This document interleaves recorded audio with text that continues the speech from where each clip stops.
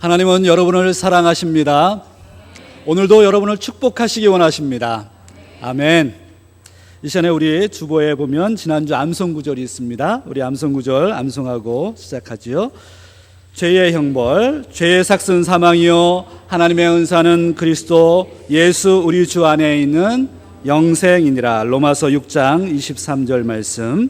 이번 주 암송 구절입니다. 죄의 형벌, 한 번 죽는 것은 사람에게 정하신 것이요 그 후에는 심판이 있으리니. 히브리서 9장 27절 말씀.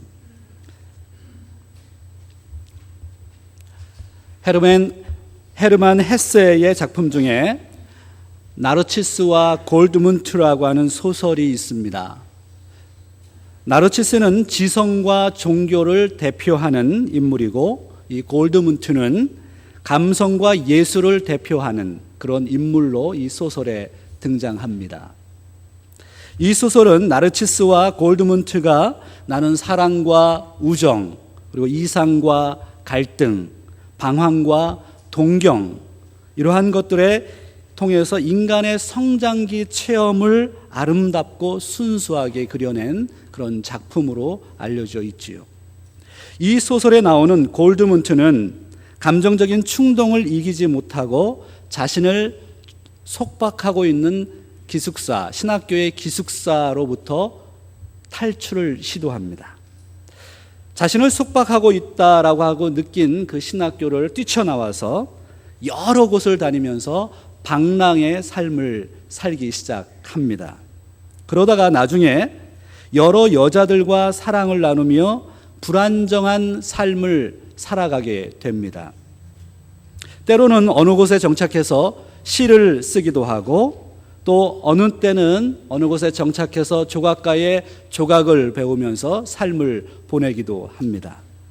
결국 나중에 이 골드문트는 어느 귀족 부인과 잘못된 사랑을 나누다가 사형을 언도받게 됩니다. 그런데 그의 친한 나르치스 스승과 친구였던 이 나르치스를 통해서 그 사형에서 면제되게 되고, 다시 골드문트는 그 나르치스가 있는 수도원으로 들어가서 조각을 하면서 삶을 보내게 됩니다. 그런데 이 골드문트 안에 있는 또 끊임없이 방랑기가 도져서 다시 그 기숙사를 뛰쳐나가서 세상에서 살게 되죠. 결국 골드문트는 마지막에 사고를 당해서 병든 채 기숙사로 들어와서 나르치스의 품에 안겨서 죽게 됩니다. 이것이 이 헤르만 헤세가 쓴 이 나르치스와 골드문트의 그런 소설의 내용입니다. 우리는 살아가면서 골드문트와 같은 삶을 살 때가 있는 것 같아요. 사실은 우리 마음속 깊은 곳에서는 지성적이면서 그리고 안전한 삶을 살아가고 싶은 그런 욕망이 있습니다. 그럼에도 불구하고 우리는 끊임없이 자신의 욕망을 따라 살게 되죠. 그래서 끊임없이 방황하는 삶을 살게 되는 것 같아요. 저는 이 설교를 준비하면서 골드문트라고 하는 그 인물을 좀 묵상하게 됐습니다. 왜 골드문트가 그렇게 방황하는 삶을 살게 됐을까? 왜 그랬을까요? 그는 분명 확신에 찬 기쁨을 인생에서 찾지 못했기 때문일 것입니다. 오늘 우리 그리스도인들도 신앙생활을 하면서 마치 골드문트와 같이 방황하는 신앙인으로 살아갈 때가 있는 것 같아요. 안정된 기독교 신자로 살아가고 싶은데 그렇지 못하는 거예요. 늘 방황하게 되고 불안정하고. 왜 그리스도인들이 방황하면서 신앙생활을 하게 됩니까? 그 이유도 그리스도인들 안에 확신에 찬 기쁨을 소유하고 있지 못하기 때문일 것입니다. 그래서 오늘 본문은 우리에게 확신에 찬 신앙생활에 대한 근거를 제공해 주고 있습니다. 오늘 본문 13절을 한번 볼까요? 이렇게 말씀하고 있어요. 우리 함께 같이 읽기 원합니다. 내가 하나님의 아들의 이름을 믿는 너희에게 이것을 쓴 것은 너희로 하여금 너희에게 영생이 있음을 알게 하려 함이라. 사도 요한께서 요한 일서를 기록한 목적이 바로 우리가 영생을 소유하고 있음을 알려주기 위함이라고 했습니다. 사도 요한께서 왜 요한 일서를 쓰셨습니까? 바로 신자들 안에 영생이 있음을 알려주기 위한 이유 때문이었습니다. 바로 그리스도인들이 영생에 대한 확신을 갖도록 하는 것이 요한 일서를 쓴 사도 요한의 목적이었습니다. 그러나 오늘 이 본문을 우리가 읽다 보면 우리가 생각나는 구절이 있을 거예요. 요한복음 20장 31절의 말씀이 생각날 것입니다. 요한복음은 누가 썼습니까? 사도 요한께서 쓰셨죠. 사도 요한께서 요한복음 20장 31절에 이렇게 말씀합니다. 오직 이것을 기록함은 너희로 예수께서 하나님의 아들 그리스도이심을 믿게 하려 함이요 또 너희로 믿고 그 이름을 힘입어 생명을 얻게 하려 함이라. 사도 요한께서 요한복음도 동일하게 생명에 대해서 얘기합니다. 요한 1서에서도 영생, eternal life, 생명에 대해서 얘기합니다. 그러나 요한복음과 요한 1서는 차이점이 있어요. 사도 요한께서 동일하게 쓰신 복음서이고 서신서이지만 차이점은 어떤 차이점이냐 하면 요한복음은 불신자들을 향해서 쓴 복음서입니다. 그래서 하나님의 생명을 누리는 방편으로서 하나님의 아들을 믿는 믿음을 가질 것을 촉구하는 것이 요한복음이라면 요한 1서는 거짓 교사들에 의해서 흔들리고 있는 바로 신자들에게 확고한 신앙을 가지라고 촉구하는 것입니다. 그런 차이점이 있습니다. 신자들에게 영생에 대한 확신을 갖고 흔들리지 말 것을 촉구한 것이 요한 1서예요. 오늘 우리는 요한 1서를 마무리하는 시간입니다. 요한 1서가 1장부터 5장까지 구성되어 있어요. 1장부터 18번에 걸쳐서 제가 오늘 요한 1서를 마무리합니다. 그런데 처음 요한 1서를 읽었던 본문인 요한 1서 1장 4절에 보면 사도 요한께서 이 이야기를 다시 슬쩍 던졌거든요. 1장 4절에 이렇게 말씀합니다. 우리가 이것을 쓰면 우리의 기쁨이 충만하게 하려 함이로라 라고 표현했습니다. 사도 요한께서 요한 1서의 기록 목적을 영생과 기쁨이라고 하는 단어로 연관시켜 놓고 있습니다. 사도 요한께서 에베소 교회의 교인들에게 그리고 오늘날 21세기를 살아가고 있는 저와 여러분 그리스도인들에게 간절하게 원했던 것은 무엇이냐면 영생에 대한 기쁨을 가지고 확신 있는 삶을 살라는 것이었습니다. 신자들의 기쁨은 영생에 대한 확신을 가지고 즐거워하는 데서 찾을 수 있습니다. 사랑하는 성도 여러분, 여러분들은 신앙생활 하는 것이 즐겁습니까? 예, 세 분이 즐겁다고 하시네요. 여러분들은 신앙생활 하는 것이 즐겁습니까? 예, 한 10분이 좀 즐거워하시는 것 같습니다. 여러분은 교회에 오시는 것이 행복하십니까? 만약에 신앙생활 하는 것이 즐겁지 않다면 그것은 왜 그렇습니까? 왜 교회 오는 게 그렇게 무거운 짐처럼 느껴져요? 왜 교회에 오는 것이 기쁨이 없죠? 우리의 신앙생활이 왜 이렇게 기쁘지 않죠? 그 이유가 도대체 어디에 있습니까? 혹시 교회에 보기 싫은 사람이 있으세요? 내가 원하는 설교를 하지 않습니까? 그럴 가능성도 많아요. 교회가 너무 전통적입니까?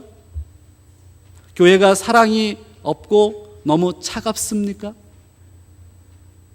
그러한 이유 때문에 여러분의 기쁨이 없어지는 거예요. 사람의 관계와 내가 기대하는 기대치에 대한 만족, 그 만족으로부터 기쁨을 찾지 마시기 바랍니다. 사람들의 감정과 조직은 믿을 수 있는 것이 아니에요. 물론 성도들의 교제는 너무 중요합니다. 그러나 근본적으로 우리가 온전한 기쁨을 누리는데 교제 그리고 교회의 조직, 교회의 전통이 그것을 책임져 주지 않습니다. 그러므로 우리의 기쁨의 원천을 하나님께서 주신 영원한 생명에 두어야 합니다. 하나님이 주신 영원한 생명 그 자체에 기쁨의 원천이 있다는 것을 생각하셔야 합니다. 그러면 제가 이렇게 설명하면 이런 질문이 있을 거예요. 목사님, 그 영생을 소유한다라고 하는 것이 도대체 무엇을 의미합니까? 영생이 무엇입니까? 영생이라고 하는 단어는 굉장히 추상적이잖아요. Eternal life라고 하는 개념도 이제 불확실한데 거기에 Eternal life라고 하는 개념이 불확실해요. 추상적입니다. 그래서 사도 요한께서 오늘 본문에 영생을 누린다라고 하는 것, 영생을 소유한다라고 하는 것에 대해서 오늘 본문에서 4가지를 설명하고 있습니다. 첫 번째, 우리가 예수 그리스도 안에 거한다는 사실 때문에 우리가 영생에 대한 확신을 갖게 된다는 것이죠. 오늘 본문 20절을 한번 보십시오. 한번 같이 읽어볼까요? 또 아는 것은 하나님의 아들이 이르러 우리에게 지각을 주사 우리로 참된 자를 알게 하신 것과 또한 우리가 참된 자 곧 그의 아들 예수 그리스도 안에 있는 것이니 그는 참 하나님이시요 영생이시라. 우리가 영생을 소유했다는 가장 중요한 확신은 바로 우리가 예수 그리스도를 알게 된 것입니다. 예수 그리스도를 알고 계십니까? 2명이 아시는 것 같습니다. 다시 한번 질문하죠. 여러분들은 예수 그리스도를 알고 계십니까? 아멘 하려면 좀 크게 하세요. 여러분들은 예수 그리스도를 알고 계십니까? 그렇다면 여러분은 이미 영생을 소유한 것입니다. 요한복음 17장 3절에 보면 영생은 곧 유일하신 참 하나님과 그의 보내신 자 예수 그리스도를 아는 것이라고 했습니다. 영생이 뭡니까? 추상적인데 아주 심플하게 설명해 놨어. 영생은 예수 그리스도를 아는 것입니다. 저와 여러분은 예수 그리스도를 압니다. 예수가 하나님의 아들 그리스도이심을 압니다. 그 하나님의 아들 그리스도께서 이 땅에 오셔서 우리를 위해서 피 흘려 십자가에 죽으신 사실을 압니다. 그리고 그것을 마음에 믿고 예수님의 말씀을 순종하면서 삽니다. 그것이 바로 영생이에요. 놀라운 예수님의 표현이에요. 영생은 예수 그리스도를 아는 것이다 라고 표현했습니다. 두 번째, 우리가 영생을 소유하고 있다는 것을 확신할 수 있는 두 번째 이유는 우리가 하나님의 자녀라는 사실 때문입니다. 오늘 본문 19절에 이렇게 나와 있어요. 19절을 한번 보세요. 한번 같이 읽습니다. 또 아는 것은 우리는 하나님께 속하고 온 세상은 악한 자 안에 처한 것이며, 오늘 본문에 보면 하나님께 속하고 라고 하는 이 표현이 한국말로는 조금 해석하기가 어려워요. 우리가 하나님께 속겠다라고 하는 표현이 무엇입니까? 그런데 이 부분을 영어 성경에는 좀 쉽게 표현해 놨어요. Child of God, 하나님의 자녀.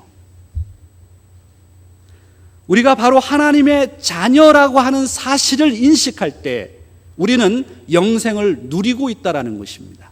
사랑하는 성도 여러분, 저와 여러분은 하나님의 자녀입니까? 하나님의 자녀입니까? 그렇다면 저와 여러분은 하나님이 주신 생명을 누리고 있는 것입니다. 하나님의 자녀에 대한 확신이 있다면 우리는 영생을 소유한 것이죠.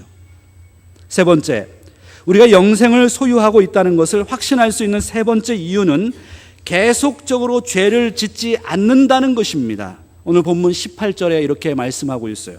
18절도 한번 같이 읽겠습니다. 하나님께로서 난 자마다 범죄치 아니하는 줄을 우리가 아노라. 하나님께로서 나신 자가 저를 지키심에 악한 자가 저를 만지지도 못하느니라. 여기서 범죄치 아니한다라고 하는 이 구절이에요. does not continue to sin. continue라고 하는 이 단어가 헬라어에서는 이게 현재 시제로 쓰였고 영어에서도 현재 시제로 쓰였습니다. 현재 시제의 의미는 무엇이냐면 계속적인 상태를 강조하는 의미를 가지고 있잖아요. 그래서 죄를 범하지 않는다라고 하는 것은 우리가 계속적으로 죄를 범하지 않는다라고 하는 의미잖아요. 무슨 의미냐 하면 우리가 예수 그리스도를 영접했다면 우리는 끊임없이 죄를 짓지 않는다라는 것입니다. 예를 들어 드릴게요. 과거에는 원수가 있었어요. 원수가 그렇게 보기 싫었어요. 그 사람을 굉장히 미워했습니다. 그런데 예수 믿고 난 다음엔 그 사람이 용서가 조금 되기 시작해요. 더 이상 그 사람이 그렇게 밉지 않은 거예요. 조금씩 마음이 변화됩니다. 과거에는 미운 사람이 있었어요. 그런데 지금은 그 미운 사람을 위해서 기도하고 사랑으로 품게 돼요. 더 이상 미워하지 않게 됩니다. 우리는 과거에 유흥을 즐기며 도박을 하며 하나님 앞에 범죄할 때도 있었어요. 그런데 예수를 믿고 난 다음에 나의 그런 나쁜 습관들이 조금씩 절제되기 시작하는 거예요. 그런 변화를 갖고 있는 것입니다. 그것이 바로 영생을 누리는 것입니다. 사랑하는 성도 여러분, 혹시 이 자리에 과거에 지었던 죄가 끊임없이 나를 괴롭히고 여전히 그 죄가 과거보다 더하다라고 한다면 여러분 가슴 속에, 마음 속에 진심으로 예수 그리스도를 내가 믿고 있는지를 점검해 보셔야 합니다.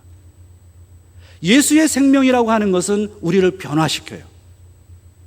예수의 생명이라고 하는 것은 우리의 사고를 변화시키고 우리의 태도를 변화시키고 우리의 생각과 우리의 모든 것들을 변화시켜요. 그래서 더 이상 죄를 짓지 않는다라는 것입니다. 물론 우리가 육체를 가지고 있어서 늘 죄에 노출되어 있지만 과거처럼 죄를 짓지 않는다라는 것이 영생에 대한 확신이에요. 믿으십니까? 이게 얼마나 좋은 건지 몰라요. 우리가 생명을 얻었다라고 하는 것이 그렇게 중요해요. 마지막 네 번째는요, 오늘 본문 제가 강조하려고 하는 것입니다. 이것이 중요해요. 우리가 영생을 소유하고 있다는 것을 확신할 수 있는 네 번째 마지막 이유는 하나님께 기도할 수 있다는 것이고 하나님이 우리의 기도에 응답하신다는 것입니다. 오늘 본문 14절로 17절에 나와 있어요. 같이 한번 읽습니다. 그를 향하여 우리의 가진 바 담대한 것이 이것이니 그의 뜻대로 무엇을 구하면 들으심이라. 우리가 무엇이든지 구하는 바를 들으시는 줄을 안즉 우리가 그에게 구한 그것을 얻은 줄을 또한 아느니라. 누구든지 형제가 사망에 이르지 아니한 죄 범하는 것을 보거든 구하라. 그러면 사망에 이르지 아니하는 범죄자들을 위하여 저희에게 생명을 주시리라. 사망에 이르는 죄가 있으니 이에 대하여 나는 구하라 하지 않노라. 모든 불의가 죄로 돼 사망에 이르지 아니하는 죄도 있도다. 이 본문은요 굉장히 어려운 본문이에요. 2000년 동안 예수님이 돌아가신 다음에 2000년 동안 이 본문을 해석하느냐고 많은 학자들이 계속해서 끝없이 디베이트하고 있어요. 사망에 이르는 죄는 무엇이고 사망에 이르지 않는 죄는 무엇이냐라고 하는 것 때문에. 그러나 제가 오늘 성경 공부하는 시간이 아니기 때문에 이 부분을 강조하기는 어렵습니다. 중요한 것은 영생을 소유한 사람의 특징은 하나님 앞에 담대히 나가서 기도한다라는 것입니다. 이것이 바로 영생을 누리는 거예요. 그러면 여러분 이렇게 생각하실 수 있어요. 목사님, 힌두교에도 기도가 있고요, 불교에도 기도가 있고, 그 다음에 이슬람교에도 기도가 있어요. 이 기도와 무슨 차이가 있습니까? 라고 질문할지 몰라요. 그러나 분명한 것은 바로 예수 그리스도의 이름으로 하나님께 기도하는 것을 의미합니다. 다른 종교에서는 그렇게 기도하지 않습니다. 우리는 하나님 앞에 담대히 기도합니다. 그리고 그 기도에 응답을 받습니다. 이것이 바로 하나님이 주신 생명을 이 땅에서 누리는 거예요. 한 번은 19세기 이야기를 하는 겁니다. 스펄전 목사님이, 이분은 19세기에 가장 유명한 설교가였죠. 영국의 목사님, 스펄전 목사님이 어린 고아원을 운영하는 그 고아원 재정을 돕기 위해서 몇 군데 설교를 했어요. 그래서 모은 금액을 가지고 고아들을 도와야 되겠다라고 해서 75불을 모금했습니다. 19세기니까 75불이 꽤 컸을 것 같아요. 그래서 이제 마음에 흡족해서 이 돈을 가지고 이제 고아들을 도울 수 있겠다라고 생각했어요. 그래서 밤에 잠이 들고 있는데 어떤 음성이 들리는 거예요. 스펄전, 그 돈을 조지 뮬러에게 갖다 주어라. 이런 음성이 들리는 거예요. 그래서 스펄전 목사님이 생각했어요. 아니에요. 이 돈은 내가 지금 고아원에 도네이션을 하는 돈입니다. 이 돈은 내가 써야 돼요. 그런데 두 번째 또 음성이 들려요. 스펄전, 그 75불을 조지 뮬러에게 갖다 주어라. 마음이 근심이 됐습니다. 하나님께서 나에게 음성을 주시는구나. 그래서 그 나중에 고아원에 돕는 것은 나중에 하고 이 돈을 조지 뮬러에게 갖다 주어야 되겠다 하고서 다음날 조지 뮬러에게 찾아갔습니다. 근데 조지 뮬러는 또 어떤 사람이었느냐면 당시 영국의 고아들을 많이 키운 그 고아의 아버지라고 알려진 유명한 목사님이시죠. 조지 뮬러가 성경을 펴놓고 그 자리에서 기도를 하고 있는 거예요. 근데 이 조지 뮬러 목사님이 무슨 기도를 하고 있었느냐 하면, 하나님, 우리 고아들을 위해서 지금 당장 75불이 필요합니다. 하나님 75불을 주십시오. 라고 하는 기도를 하고 있었어요. 그때 스펄전 목사님이 노크를 하고 찾아온 거예요. 조지 뮬러 목사님이 깜짝 놀라서 하나님께 영광을 드린 일화가 있습니다. 하나님께서는 조지 뮬러의 기도에 스펄전 목사님을 통해서 응답하신 것입니다. 오늘 우리도 이와 같은 기도 응답에 대한 경험들이 많이 있습니다. 제 아내가 일부에는 제가 눈앞에 있어서 잘 얘기 못했는데 제 아내가 저기 있는 것 같아요. 제 아내의 기도 제목 중에 하나가 아주 너무 심플한 기도였어요. 예전에 어떤 상점에 가서 이런 기도를 했대요. 아주 예쁜 그 앞치마를 하나 봤답니다. 그래서 하나님께 마음속으로 이렇게 기도했대요. 하나님, 저 앞치마 참 이쁜데 제가 지금 살 돈은 없고 저것도 사기에 좀 그렇습니다. 그러나 언제 저 앞치마 좀 주세요. 이렇게 기도를 했대요. 그런데 며칠 뒤에 어떤 성도께서 선물을 하나 사가지고 오셨어요. 자, 이 선물이 뭐였을까요? 어떻게 그렇게 아세요? 어떻게 그렇게 잘 아세요? 그게 거기에서 봐두었던 똑같은 앞치마예요. 저에게 그것을 간증하는데 우리 집사람이 그런 얘기를 해요. 목사님, 참 하나님은 우리의 마음을 아신다고. 정말 머리털 하나까지 세시는 것 같아요. 내가 그 앞치마를 그냥 스쳐가듯이 기도했는데 하나님이 그것을 들어주셨다고. 하나님은요, 우리의 마음의 소원을 들어주십니다. 저는 목회를 하면서 이와 같은 경험이 많아요. 목사의 직업이 돈을 버는 직업은 아니죠.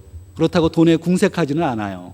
그러나 돈이 남아돌지 않기 때문에 늘 때가 되면 쌀이 떨어지는 경험을 많이 합니다. 하루는 쌀이 떨어졌어요. 쌀이 떨어졌다는 것은 돈이 하나도 없다라는 의미예요.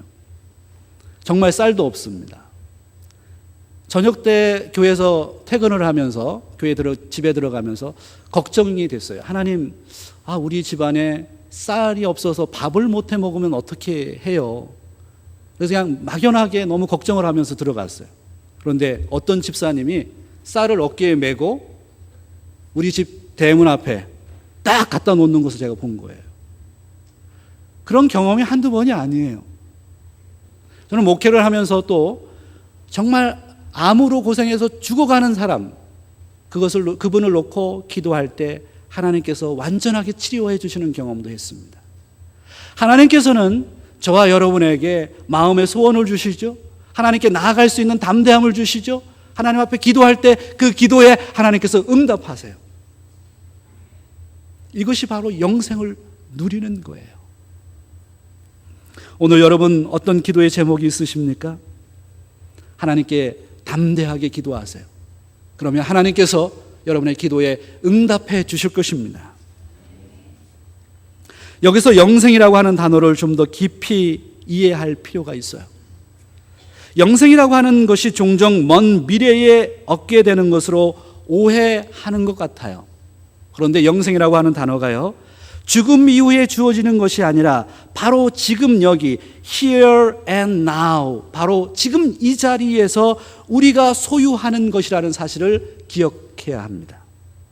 오늘 본문 5장 13절에 보면 너희에게 이것을 쓴 것은 너희로 하여금 너희에게 영생이 있음을 알게 하려 함이라 라고 되어 있습니다. 이때 영생이 있음을 알게 하려 함이라 라고 하는 이 NIV 영어 성경 표현에 보면 You may know that you have eternal life. You have eternal life. have라고 하는 현재 동사를 썼습니다. 무슨 이야기냐면 바로 영생이라고 하는 것은 미래의 will have가 아니라 바로 오늘 우리가 살고 있는 here and now 이 자리에서 have 가지고 소유하는 것이라는 것이죠. 그래서 존 스토트 목사님은 이 부분을 주석하면서 이렇게 했어요. 영원한이라고 하는 헬라어 단어, 이 아이오니오스라고 하는 단어는 belonging to the age, 바로 이 시대에 속한이라고 해석했습니다. 그래서 존 스토트 목사님은 영생이라고 하는 것은 present possession이라고 했습니다. 바로 오늘 내가 소유하는 것이라는 거죠.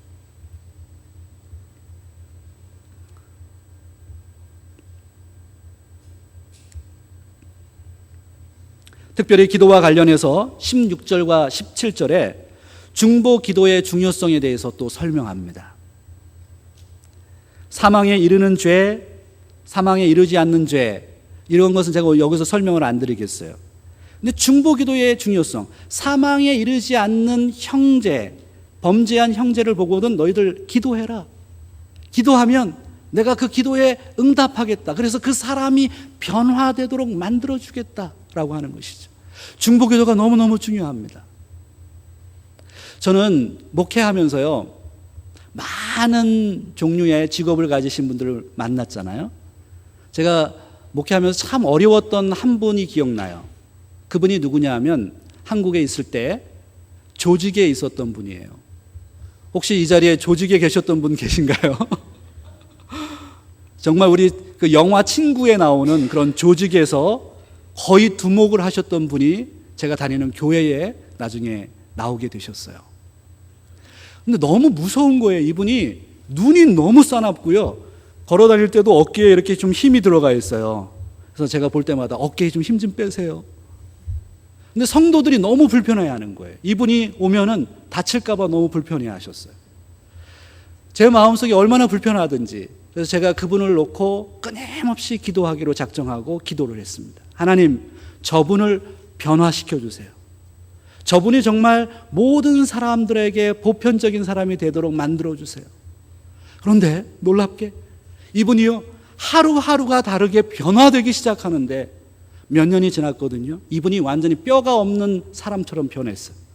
얼마나 순종적이고 교회에서 봉사를 많이 하는지, 과거의 조직의 우두머리였다라고 아무도 생각하지 못할 정도로 변했습니다.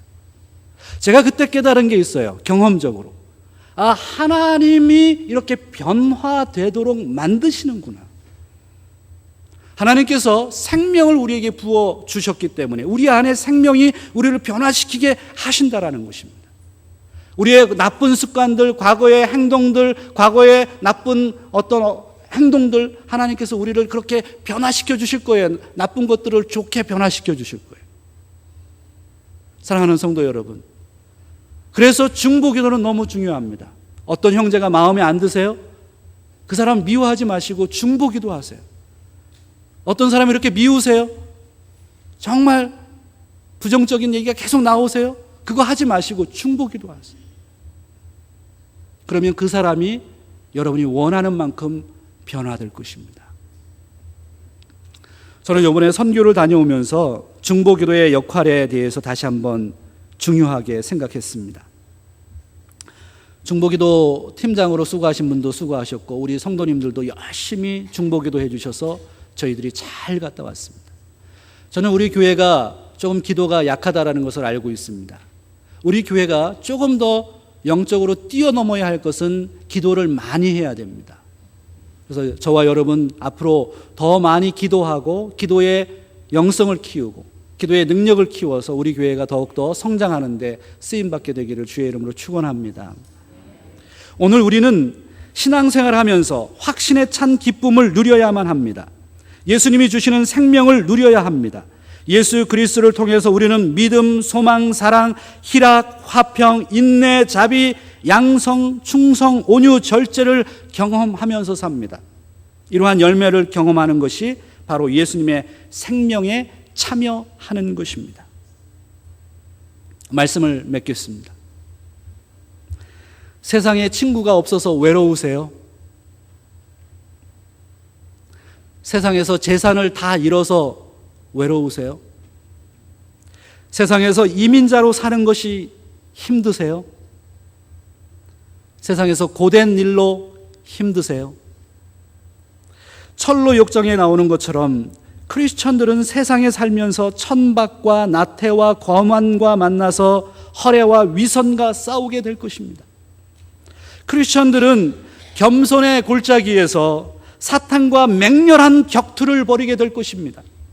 크리스천들은 사망의 음침한 골짜기에서 심한 낙심에 빠지게 될 때가 있을 것입니다. 그때 내가 영생을 누리고 있다는 사실을 기억해야 합니다. 골드문트와 같이 평생을 방랑하면서 살지 않기를 바랍니다. 기쁨의 근원을 다른 곳에서 찾지 않기를 바랍니다.